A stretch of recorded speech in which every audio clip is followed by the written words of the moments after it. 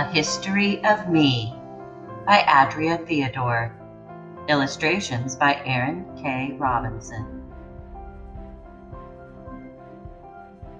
I was the only brown person in class. So when we talked about slavery, I could feel every eye staring at me behind my back. When the teacher talked about picking cotton and slave shacks and sisters being sold away separately, I wanted to slide out of my seat and onto the floor and drift out the door. My mom had told me before that her great-great-grandmother on her mother's side was born enslaved, but she died young, so we didn't know much about her. And so I should be grateful to go to school and learn. I loved to learn. But I was the only brown person in class when we talked about the struggle for civil rights in America and Martin Luther King Jr. and marches and police dogs and water cannons. On the playground, some girls giggled and whispered and giggled some more and pointed at me and looked away when I looked at them. I wanted to slip off the swing and seep into the ground, not making a sound. My mom had told me before that her grandmother on her mother's side was born free, but only got to go to school for a little while, till the 3rd grade.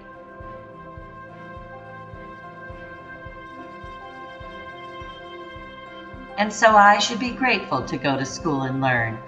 I loved to learn. I was in the 3rd grade, and I had just learned how to multiply and how to write essays and how to think for myself. I was the only brown person walking home from school with a violin case in my hand when that boy rode by on his brand new bike and barked at me, "If it wasn't for Lincoln, you'd still be our slaves." I wanted to sprint away after him and ask, "Is that all you see when you look at me?" My mom had told me before that she grew up in the South, and everyone in her school was brown like me. She saw whites only everywhere. She wasn't mad, that's just how it was. She wanted to be a nurse. She couldn't go to school for that, so she moved up north.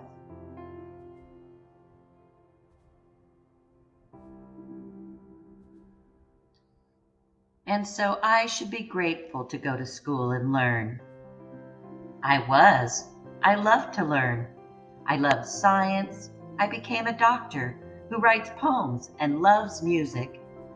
But my daughter was the only brown person in her class when they talked about slavery and when they talked about civil rights. I told her that I was the only brown person in my class too.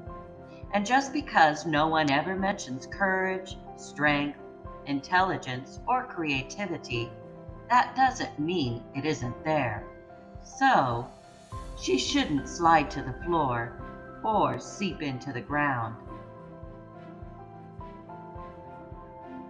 but sit straight up and fly high into the sky.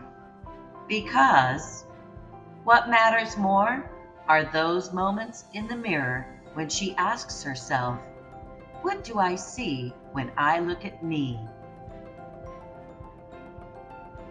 And when she does, I hope she will see that she is free to be anything she wants to be.